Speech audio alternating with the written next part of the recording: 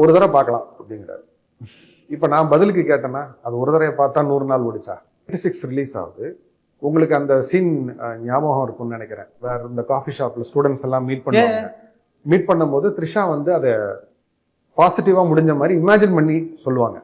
சொல்லும் போது தான் அந்த காதலே காதலே சாங் வரும். அந்த படத்தோட ஹைலைட் சீன் அது. அதாவது நம்பர் 1ல வரும். அந்த படத்துல பிடிச்ச சீன் ஒரு 4 எடுத்தீங்கன்னா எல்லாருக்கும் முன்னாடி அது ரிவ்யூல என்ன தெரியுமா சொன்னாங்க? அது என்னன்னு தெரியல, லூசு மாதிரி என்னமோ பொய்யா சொல்றாங்க அப்படின்னு ஒரு மெயின் ஸ்ட்ரீம் ரிவ்யூவர் சொல்றாரு. ஒரு தடவை பார்க்கலாம் அப்படிங்கிறாரு. இப்ப நான் பதிலுக்கு கேட்டேன்னா அது ஒரு தடவை பார்த்தா 100 நாள் ஓடிச்சா?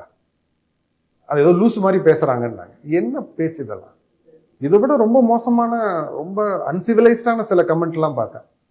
ஏதோ இந்த படத்தை பண்றதுக்கு நீங்க இதை அல்லலாம் அப்படின்னு சொல்லி ஒரு சீனியர் டைரக்டரை பத்தி ஒரு கேவலமான comment. Very very uncivilised, very uncivilised. எனக்கு தெரிஞ்சு இட்ஸ் மென்டல் இல்னஸ் தான் நான் சொல்லுவேன். they should get medical help. That's what I would say. ஏன்னா இதை எல்லாரும் பேச மாட்டாங்க சார். ஏன்னா எல்லாருக்கும் பயம் இருக்கும், நம்ம அடுத்த படம் வரும்போது நம்மளை போட்டு அடிப்பாங்க. அடிச்சுட்டு போட்டோம், அதனால தான் தைரியமா பேசுறேன்.